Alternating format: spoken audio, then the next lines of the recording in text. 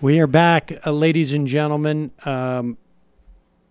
This is the Majority Report. I am Sam Seder. As you know, we blow the lid off of stories, both domestic and international. There is a major controversy brewing across the Atlantic Ocean in the UK. Specifically, I am talking about in England, I believe in London, England. And to introduce at least one part of this story that is just exploding, I will first need to play this song. With a Jew like Andy Kindler, you know you can't go wrong. His ancestors wrote the God Bless America song. A true Obama bot, and he believes Obama can never be wrong. Yeah, AndyKindler.com.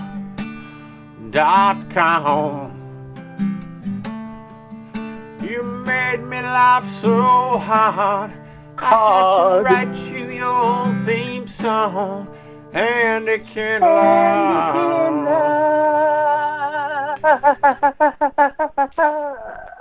Now, our foreign correspondent, Andy Kindler, has found himself in the middle of the story this time. Andy, welcome to the program.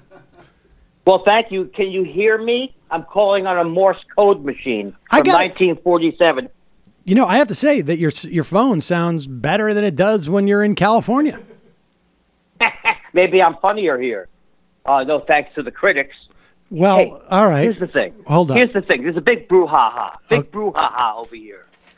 These London reviewers, first of all, they review you when you land. They comment on how good you deplaned. That's how bad they are. That's a rough critic. All right. Well, I just got notice. I have a friend in London, and said that she was planning to see you. I said, "Did you see him? I'm having him on today because of that review." And she goes, "Oh, I'll skip. It's Saturday night." No, she's going. I will get the full. I'm gonna follow up on this story. All right, wait a second. So, Andy, let's just back up for a minute. Let's just back up. All right. So you're back up. Let's push back. Don't make me push back. You are in London, England. Let's set the context. When was the last time that you performed stand-up in London, England? 2005, which I believe is 13 years ago. You do the math. All right. I also get 13.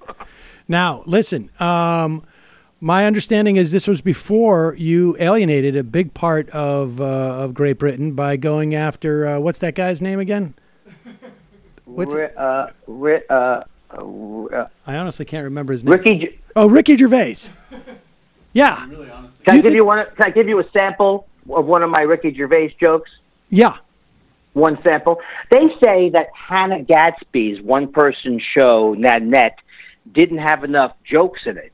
Yet everyone's happy with Netflix paying Ricky Gervais $40 million to do Caitlyn Jenner can't drive humor. That sounds a little bit more like an editorial than a joke. Andy. Right. I mean, that's all right. Oh, I don't do jokes anymore. I don't do jokes. No. Okay. Now, I'm sure it's true. It is true. Fuck! Okay. Are you doing sound effects like a morning zoo now? Yeah, that was Ricky Gervais. Yes. We did a Ricky Gervais drop. I love when he laughs. I love it. He's so delighted by life he can't stop laughing. What an idiot! All right, so Andy, what an idiot! Now, where are you performing? Where are you performing? Is this I'm performing at the Soho Theatre, and that's Theatre RE. They're not kidding around over here. Excuse me, the Soho Theatre. Ooh, okay. Well, that's excuse me for living. All right. Well. So you performed. Now, this is one of the things that I find incredibly annoying about this review. This is coming from the Vulture Hound Steel Chair magazine. The Vulture Hound Steel Chair magazine. Somehow they have managed to review you in the future because they call it 10/9/2018. That would be October 9th. That would be October 9th. Yet they're trying to play it off like it was from September 10th. Oh, I've been yelling at the crowds all week. You idiots. You're putting the wrong number first, you morons. You lime ease. Okay. So you've, I mean, why? I don't know why we did that. Why did we switch that? Why did we switch it? Because obviously they were doing this before. They switched it. Did they switch it or did we switch it? We must have. No, we switched it because, well, you remember King George. That guy couldn't find his own thing with a thing. This was our way of saying, to heck with you, King George. Yes. Although, I mean, let's be honest. Why would you put the day before the... Well, no. It makes more sense the way they do it, right? And it was tough It stuff. does. It's bang on. Month, it's bang year. on, Sam. Bang on. Well, there you go. So you picked up all the lingo, too. I don't understand. But you know what? You know what I like right now is you can really tell how seething Andy is. I feel like underneath, they talk about tears of the clown. This is the rage of the clown. Wow. Andy, are you mad at Great Britain? You know what? I can't take it anymore with Great Britain. Why didn't David Cameron support us on when we were going to bomb Syria when the most brilliant president in the entire history of the world, Barack Obama, was going to make a move? David Cameron said, I hate him over here. I hate him. Lie me. Great Britain. Lie me. Lie me. Hey, lie me. Hey, lie me. Hey, you who doesn't understand what my insult means. Right. You're a lie me. Right. Great Britain, more like meh Britain. Yeah. More like I wish boo Britain. we'd workshop some of this. You could use that. You could use that. All right. So let me just read a little bit from this. Is from Charlotte Harrison. Did you ever meet her? Oh, she's right here. She wants to give her side of the story. She's in my apartment. We should have. Wow. She looks like a total. We should have had her on. We should have. She looks like a misery. I have to say that. Okay. Shut up, Charlotte. Charlotte, just shut the hell up. Let me read the first part of this. Shut up. It would be easy to blame the audience. It would be easy to blame the half-full room for how things played out. But it wasn't the audience's fault. Not really. Surely Saturday night's the time for laughing? ? That's her idea of a joke. Surely it is. All right, so we go through here, and she says that you're the comedian's comedian, and she verified that through Twitter. Somewhat. Okay. She didn't even believe that. All she did was go through her Twitter while she was watching the show. She's like, why would I lie about being an unpopular comedian? That's what a comedian's comedian is, an unpopular comedian who only 15 people like. And she thinks she has to verify that. Well, maybe, yeah, it's somewhat verified through a quick Twitter scroll, which revealed numerous well-known comedians had been in touch with him and were advocating going to see Kindler's first UK shows in 13 years. So she got the dates touch right. with him, though? That's just kind of funny. I don't know. It's a different way of... Okay, and... Hey, I can hear Michael now. I couldn't hear you before, Michael. Oh! Are we good now? Yeah, you're here. Now okay. All right, you're live. that's probably best. That is better. Now... so Andy, let me go on. It said she writes, it felt like the audience was being told off,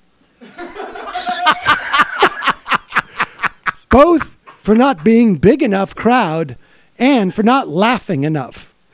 This might have been regarded as being justified if enough reasons to laugh had been provided.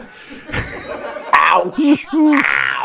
The hour-long. She's funnier than Ricky Gervais. I was going to say she seems like she seems like a lot of fun.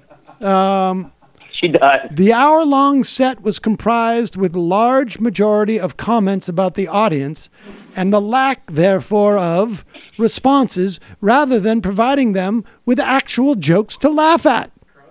This is called crowd work. Hey, don't minimize it that bad, Michael. I wasn't asking people where they were from.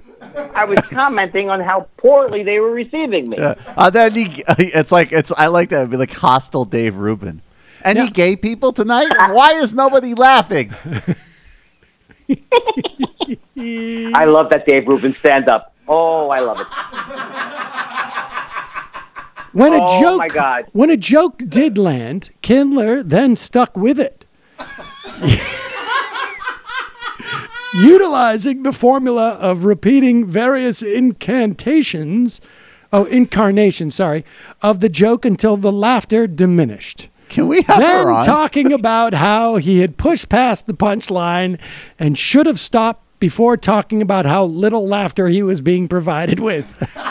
It's called meta commentary on the maybe she's not cerebral enough to understand what Andy's doing. Andy is deconstructing. She's a big alternative comedy fan. Yeah, exactly. Big alternative comedy fan. Let's see. There's never been a.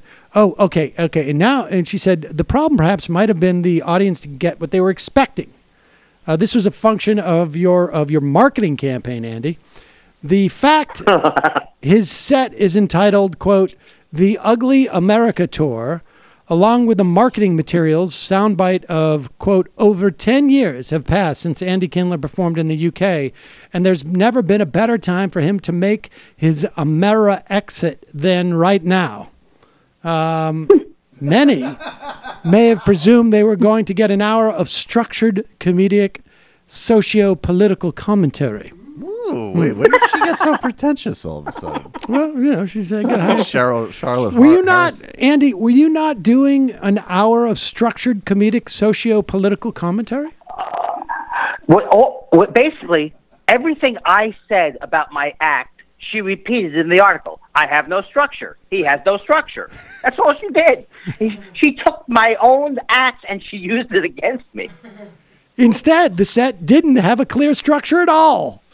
When not discussing the audience lack of laughs, Kindler relied on jokes about Hitler, being Jewish, and having OCD. Now, again, this sounds very suspiciously like the strategy you take on this show, Andy. Can I stop that for 1 second? Because the great John Doerr wrote me a DM, and he said it would be great if she had left the comma out of that sentence, because it would have been relied on jokes about Hitler being Jewish. And it relied on jokes about Hitler being Jewish and having OCD. Wait, it would have read. Why I didn't know he did. He couldn't touch any dead body he killed. Refused to touch it. Could you imagine Hitler's Jewish mom? I know you're killing everybody, but you don't have time to call your mother. I'll sit in the dark, she said. Hitler's mother, when Hitler turned off her electricity. Exactly. I'm sorry, Mom. I'll try to call you next week. I'm very busy. Now, what happened with this whole thing? You bring up Louis C.K., and 2 audience members stood up and left? Okay, I got to tell you, this is the best part of the article.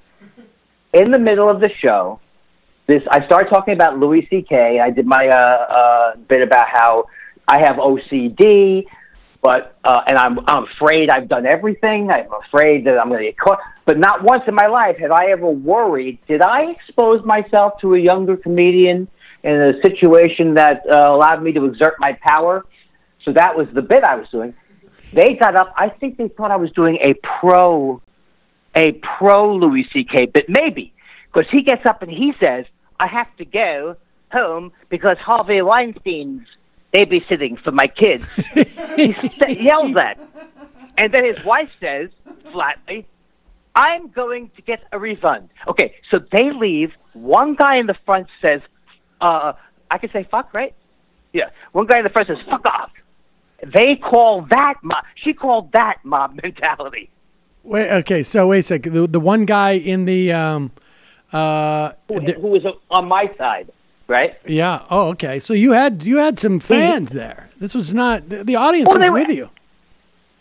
They were all enjoying it. But as the guy left after making his hilarious Harvey Weinstein joke and his wife saying he's getting a refund, the guy yells to him as he's leaving, "Why don't you fuck off?" And she claims that's mob mentality. Not mob mentality, the guy standing up and heckling me.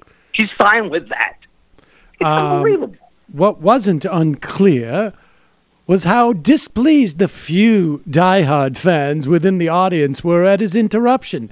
There were jeers targeted at the departing couple, accompanied with a dickhead and a fuck off.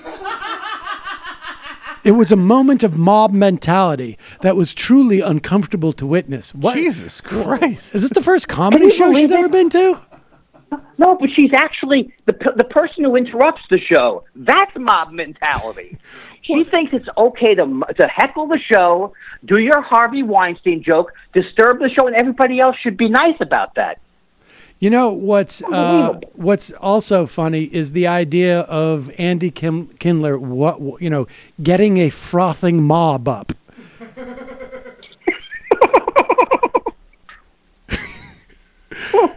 There's nothing like this. Get the fuck out. That's right. And you Everybody get him. Everybody get him. Fuck you. Fuck Ricky Gervais. And fuck Louis, too. And you follow them out. And then come back, and then I'll do routines about it. I have this image of you running through the streets of London, carrying a torch, with a bunch of like soccer hooligans following you, ready to beat up people on the streets. Louis will not replace us. Jews will not, but the thing that's amazing me, I really, that one knocked me for a loop, because I have never ever heard anyone say the good part of the show was when someone disturbed it and yelled and walked out, and he was very rude to them. I was rude to the people leaving. There you Unbelievable. Go. That's what I say. Now, what can you do? Now, what can you do? Has this review, this spurious review, as far as I'm concerned, has it in any way marred attendance at your program, at your show? It's Bill marred attendance. Now, Sam, let me tell you this, Sam. Here's the thing. Here's how I knew I was doomed. Here's how I knew when I was doomed in London. I've had like a third of a house, a half of a house, that kind of a thing, which I'm used to. I knew I was doomed the first time I tweeted something funny, what I thought was funny, during the day here at London, and I got like 8 likes. They have no idea who I am, and then so they're not going to come down to see me. That's what I'm thinking. Well, I got news for you. We have a lot of British listeners. You are there till Saturday the 15th at the Soho Theatre. And I think... 2 shows, tonight and tomorrow. Oh, right. Today's the 14th. Tonight and tomorrow. Oh, geez. So how many shows have you done there? I mean, have they been okay? There's a lot of... Oh, I've been enjoying... the first night was hard. The first night really was truly horrible, and I was reviewed by Chortle. You know Chortle? Chortle? And I'm not familiar with Chortle. Chortle. Like not Guffaw, but Chortle. Okay. And they said they gave me 3.5 stars. So I said, I'm a restaurant you wouldn't choose to dine at. 3.5 stars is a good out of 5. I'd eat there. I'm not going to a okay. I'm not going to a 4, 4.5. I don't have the cash for that, dude. So if you Google nearest comedy club and 3.5 stars comes up, not bad. Right. Not bad. I'm there before I go to 5. I don't want the crowds. But here's the thing. I've been having fun. But the good news is that they literally have no idea who Bill Maher is. The joke won't work because they don't know who that jerk is. So are there, have you been doing any Ricky Gervais material? Yes, I love the way you call. I love when you use the French. I love that you will never get his name quite right. It's right, isn't it? Doesn't he? Like I'm from in Worcester. We have a lot of French Canadians, and so I'm very particular in the way that I pronounce. It's Ricky Gervais. I'm pretty sure it's Ricky Gervais. He doesn't pronounce it that way. Maybe he's on the lamb. I don't know, but it's Gervais. Ricky Gervais. They don't even know, and they don't even know Dane Cook over. I do a Dane Cook reference. Crickets. Nothing. Crickets. I don't know. Now wait. So wait. Does the Gervais stuff go over well? Oh yes, because everybody who hates him laughs really like that hard laugh of getting it out finally in a public place.